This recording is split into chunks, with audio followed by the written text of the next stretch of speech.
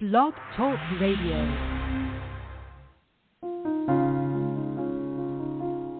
Readers Entertainment Radio presents Booklight with your host, author Lisa Kessler. Booklight, where we're shining a light on good books. Hello, everyone. Welcome to June. So glad that you're here today. We are heading into summer. It's getting real hot down here in Florida. I think Florida is done preheating. We've moved into the heat. But wherever you are, I hope that you are in nice air conditioning and you're ready to talk books. I'm so excited for you to meet our author today, Donna D Conrad. And she has written a different dichotomy of books that we're going to talk about. So I can't wait for you to meet her. If you have not read her books yet, I'm going to read her bio here so you can get to know her. Donna Conrad is an award-winning author, journalist, activist, and teacher. Her core values revolve around the concept of individual empowerment, a sustaining ideal that runs through all the books that she writes. She's a multi-genre author with books published in historical fiction and memoir. Her first book, The House of Moon, Surviving the 60s, is an award-winning memoir that explores the life of the tumultuous decade that changed the world. Her upcoming book, it just came out. So you guys can go grab it and read it right now. It's part of a 4-book historical fiction series, The Magdalene Chronicles. And it's The Last Magdalene. That's what we're going to talk about today. It just came out April 9th and has won 5 national pre-publication awards. She lives in Pacific Northwest with her husband and their 3 cats. And when she's not writing, you can find Donna cruising the back roads in her black-on-black Miata. It's named after one of her favorite poets, Maya Angelou. And you can find out more about her on her website. I did put a link to her website right there on Blog Talk. So if you are listening live today, you can click that and check out her books. And if you're listening later, you can do the same. So without any further delay, are you there, Donna? I am here. Good. It's last time we were going to chat, we were disrupted by Mercury in retrograde and an eclipse, and Blog Talk wouldn't work. So I'm so glad that you came back. It's wonderful to be here. That was pretty funny. Yes, it's been like a quest to get you back on, but I'm so glad that you're here. Thank you. I'm glad to be here. I really enjoy your show and your enthusiasm for all things writing. Thank you. Yeah, I'm kind of passionate about writing. But your book, I'm so interested to read it. It's called The Last Magdalene, and it's historical fiction, right? But it sounds like you did a ton of research. Why should people go grab it this week? Well, it is based on a tremendous amount of historical research, and it is recasting or reframing the pivotal time in history involving people we know, Yeshua Bar Yosef, we know as Jesus, and Miriam the Magdalene, which is Mary Magdalene, as it's come down through the Christian text. But it's showing them as real people fighting against an oppressive occupation by Rome and what they had to go through.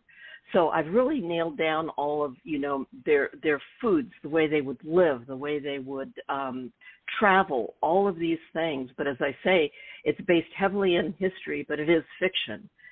But it is as close as I could get, or I think anybody could get, to demythifying the people and showing them as being human and subject to all of our frailties, and yet overcoming tremendous obstacles. And this is book 1 of multi-books, right? How many books are going to be in the series? 4 right now. Someone just suggested a 5th one, but I'm trying to ignore it. So my mission as a writer is to write about women who have been marginalized throughout history, which, as we all know, is pretty much most women. Right. So I have started with Mary Magdalene because I feel she has been defamed for the last 2,000 years. And her true story is so inspirational about how she survived, how she became a great teacher in her own right. So the 4-book series follows her life.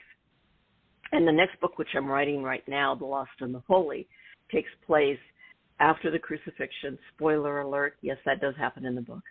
And she is exiled to Alexandria. So now we're doing all things Egyptian. So it's a great book to write. And then we follow her to southern Gaul, where she became a great teacher and healer and a mystic.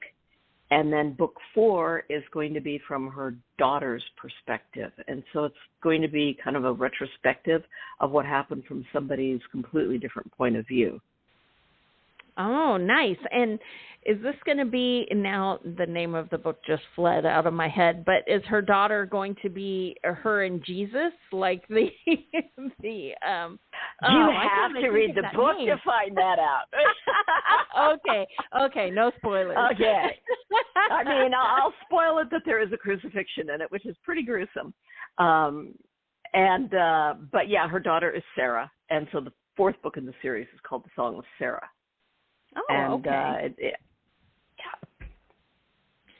So how were you able to find out what happened to her after because like the big famous book, the Bible, she, after the crucifixion, she's there for the resurrection, but then, you kind of, she's marginalized after that. She's written out of history. She's written, yes, exactly. She's written out of Christian history. She So how did is the you first find one out? to see the resurrected Christ. Yeah. Right. How did you find out what happened next to her? Well, there are other books that were unearthed in Egypt, most notably the Nag Hammadi text and the Sista Sophia, and they were discovered in the late 1700s, and they give a more detailed about her, but I depended mostly on legends from southern France, and where there are many Magdalene sites in Provence, in the Languedoc, in the Roussillon area. And I'm trying to think of how to say this. So to me, if a legend persists for 2,000 years, right, I think there's some basis to it. And nobody knows where she really went. But if a whole entire group of people, starting with the Visigoths in the 1st century, have legends relating to this woman who came from across the sea and was a great teacher, and that I went with those kinds of legends. So yes, I do have her going to southern France and becoming a great teacher. Ahead. Well, I wondered about how did you locate all of these things? Are you a part-time historian? What led you to track all this down? Well, a lot of research, but I suffered masterfully and had to go to southern France multiple times. Oh, the writer's life is so hard. And I know. Suffering for your art. I know. I suffer masterfully, if not silently. And so what got me interested in the Magdalene to begin with was a Magdalene scholar, Johnny Gozina, and she took me to southern France and said, you have to see these places and hear what people are saying about her and walk the paths that she is supposed to have walked. And when you're there and you see the land, it seeps into you.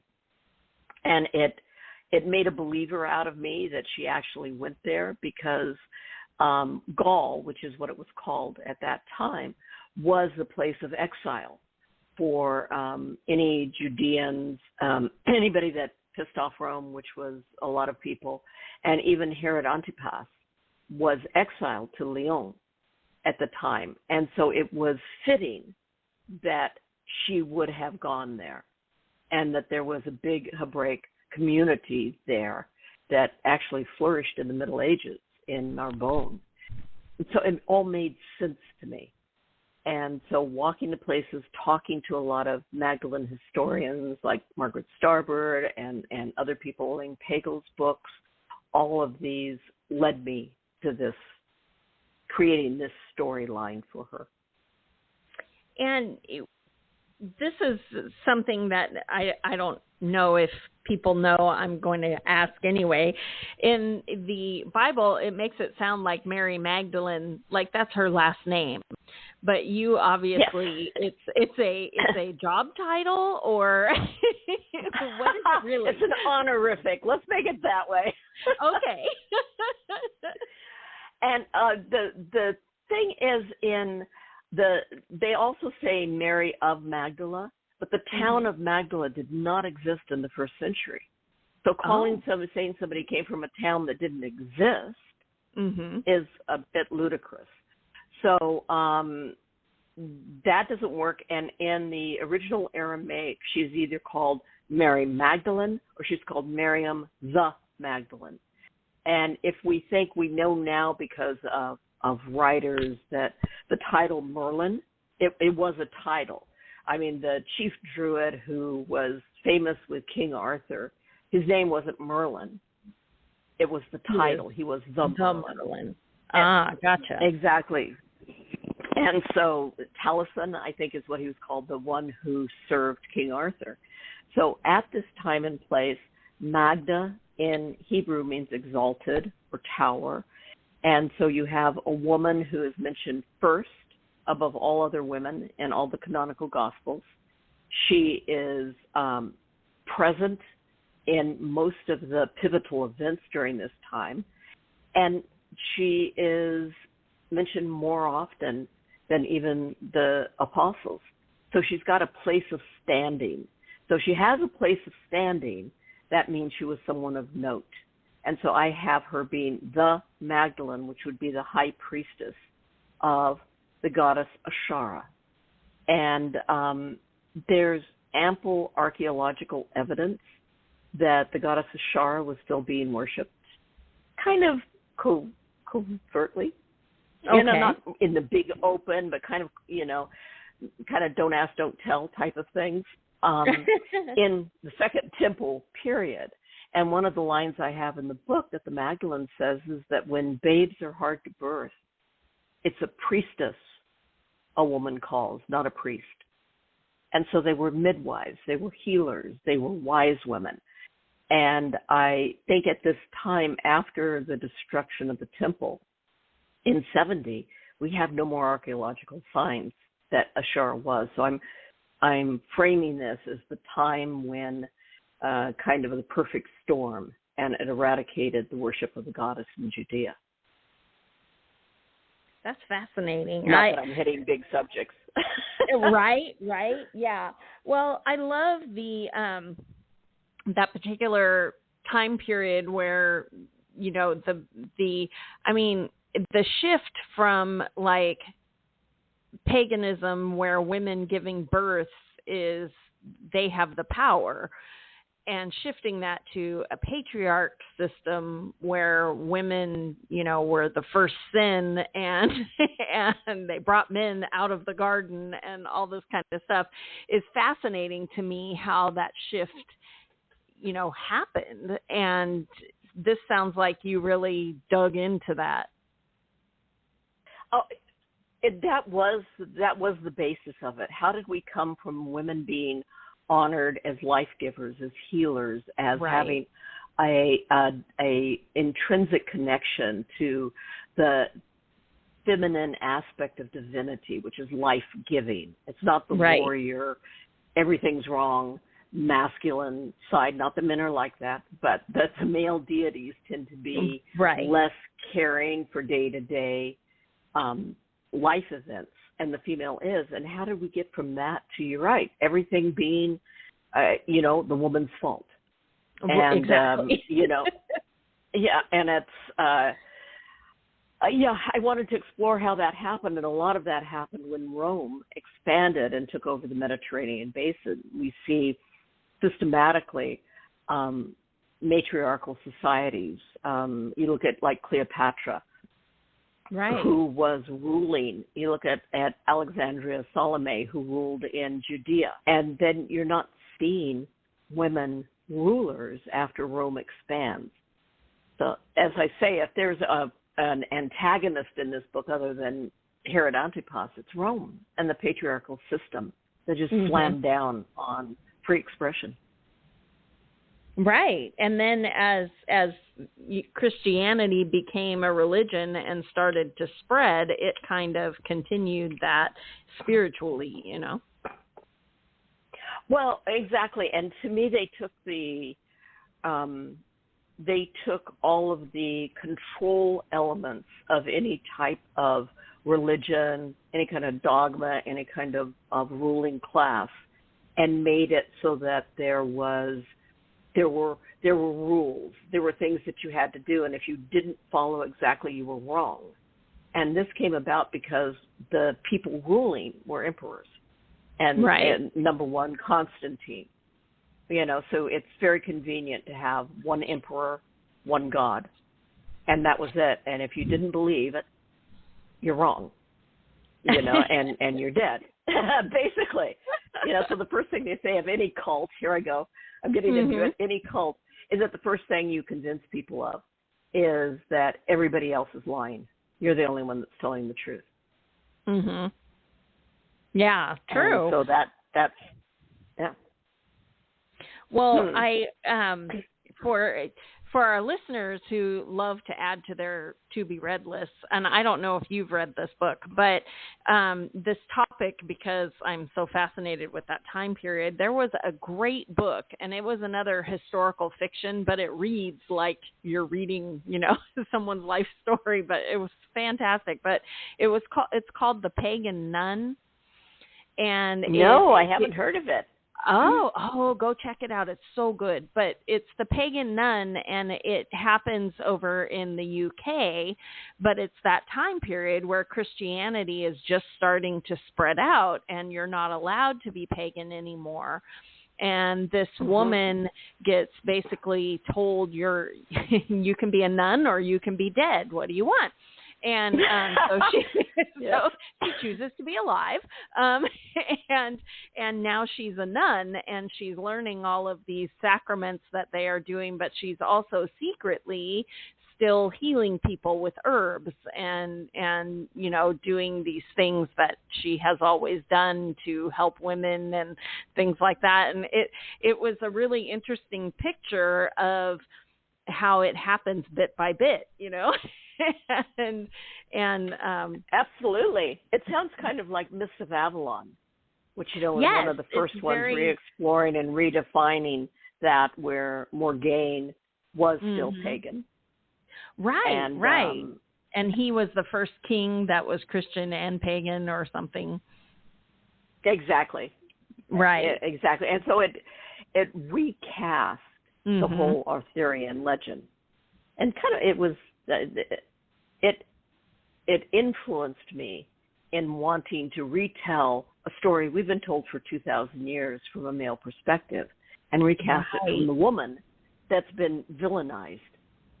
Yes. And that was Morgaine, and this is now the Magdalene. So there's corollaries between those two,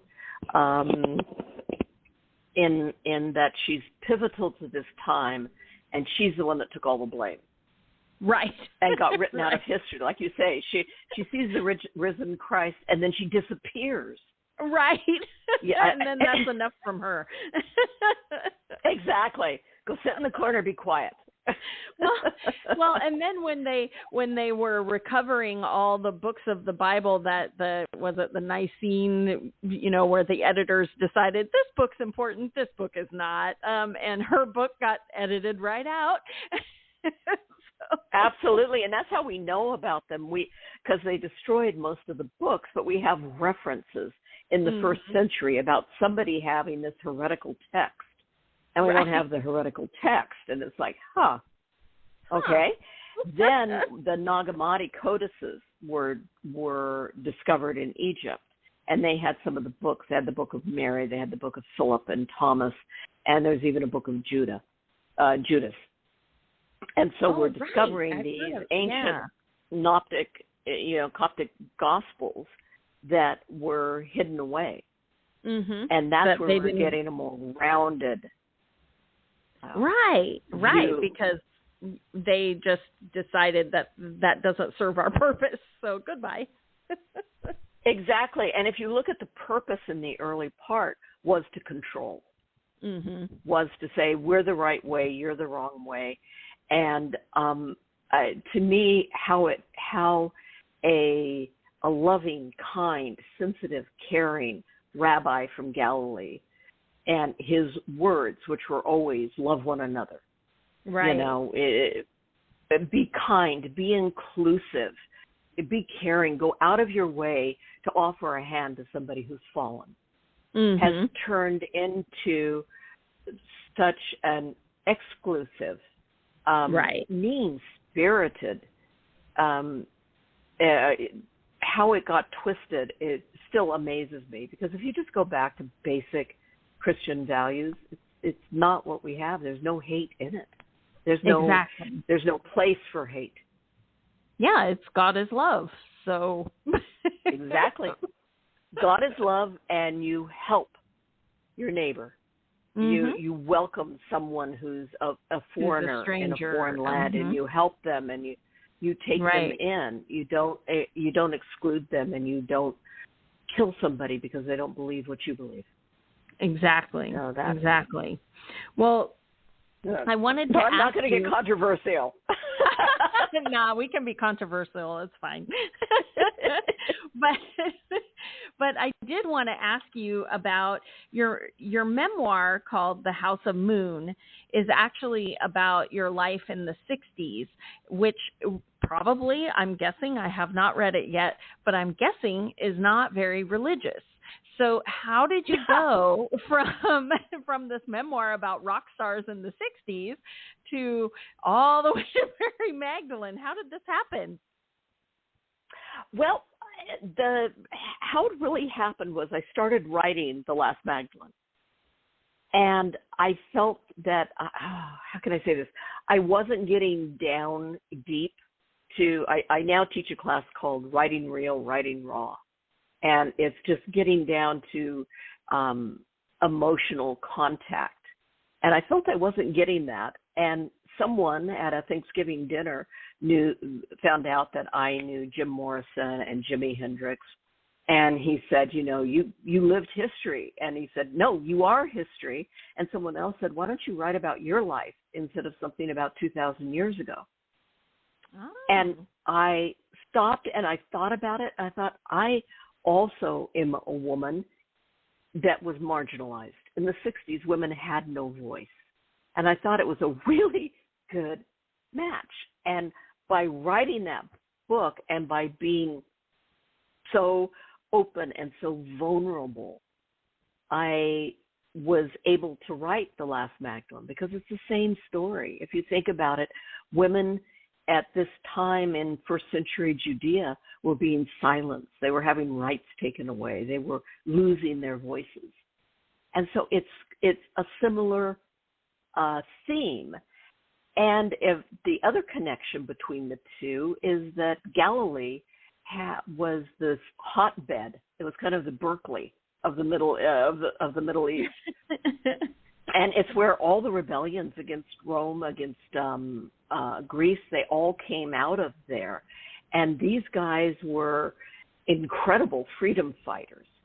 And they were going against oppression. So I saw a lot of connections between the upheaval of the 60s, the division in the country at that time, my life, my mother's life, my sister's life, being basically silenced and told we had no rights, as being similar. And a lot of reviewers and readers are telling me, my God, things haven't changed that much in 2,000 years.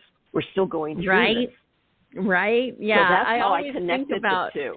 The cycles, that we constantly go through cycles, and we swing forward and then we get pulled way back, and then we swing forward and then we get pulled way back. And it's just like, maybe that's humanity as a whole. We can't, we march forward and then we screech back, but the cycles keep getting repeated over and over and over.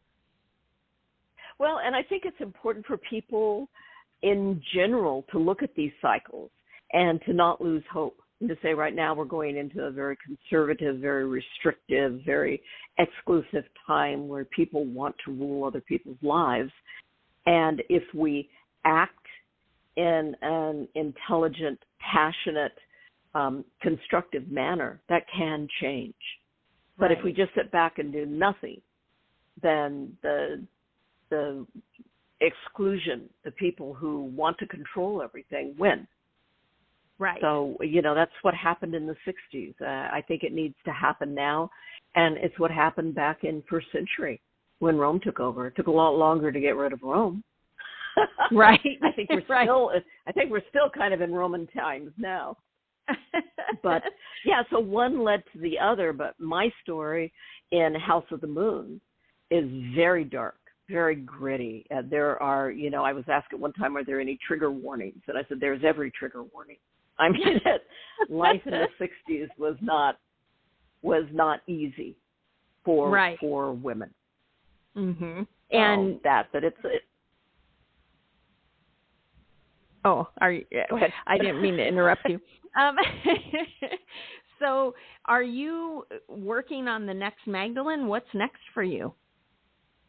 Right, 3 more books in this series, and I have said that they will come out every April. I'm releasing the books, or my publisher's releasing the books between Easter and Passover every year because they deal with those 2 belief systems.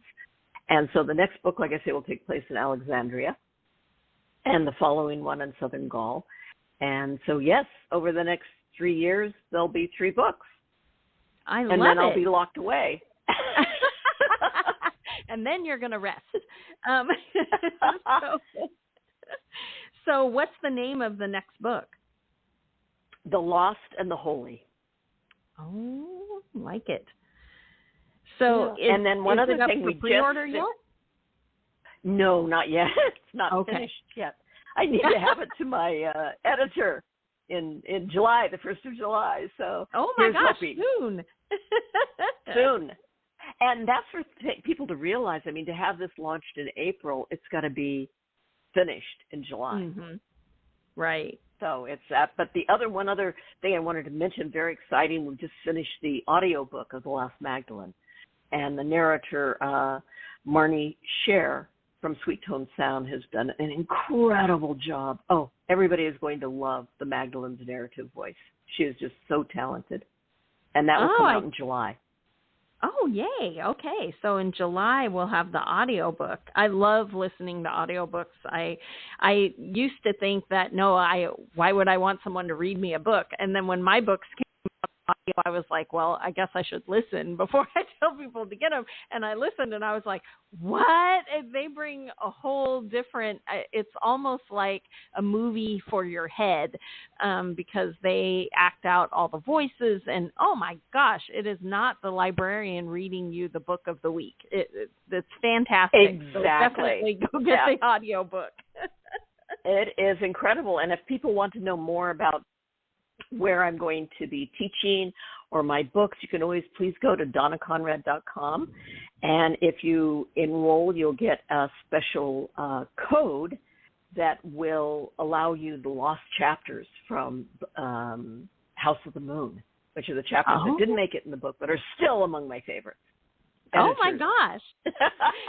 And do you have a newsletter, or are you on social media? Readers love to get in touch after they get excited about a new book. Oh, absolutely. I'm on donnaconrad.com, and I do have a newsletter that goes out monthly, except when I'm in the middle of writing a book, but it will go out this month. And it has little historical tidbits that didn't make it into the book. And then I am going to be launching a private Facebook group called the Magdalene Chronicles, hopefully in the next month or so. Oh, so key. So get connected with Donna on Facebook so that you don't miss the Facebook group, because I bet there will be all sorts of amazing historical tidbits posted in there, right? Absolutely. It'll be fun. Yes, for sure. Well, thanks so much for being here today. This has been fascinating. And everyone, go run out and grab The Last Magdalene and also House of Moon if you love hearing stories about rock stars and and women in the 60s. Definitely go grab it. Thanks so much for being here today, Donna. It was great chatting with you. It's my pleasure to be here, and thank you so much for having me on the show.